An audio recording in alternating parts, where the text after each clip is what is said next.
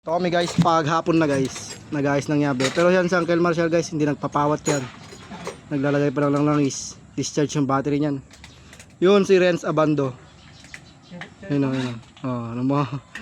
Yun siya guys. Si Paredmar guys. Pagod guys.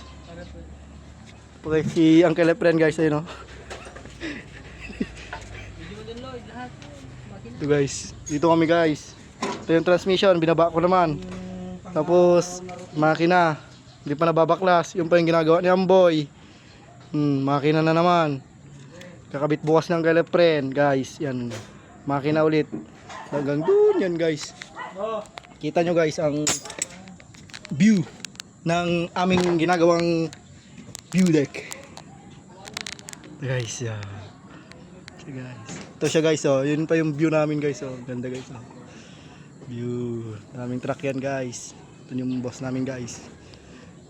Ito guys, oh. Tangkap. Itong maganda sa lahat guys, ang view niya guys, oh, di ba? View. Boy! Pan, discharge ata. Discharge battery na.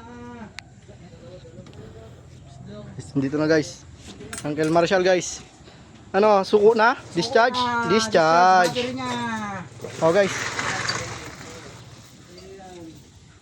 Si Paredmar guys. Oh. Guys, pagod lahat guys.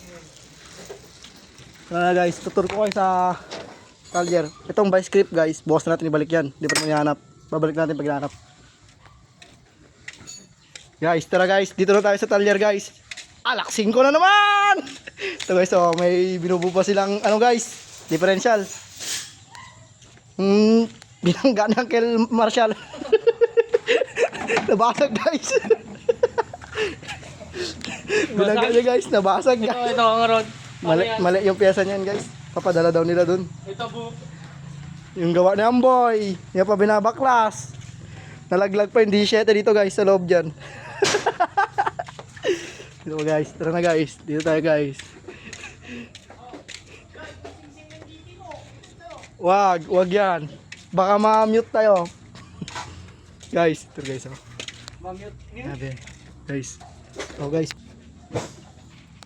Pwede aja kadok na.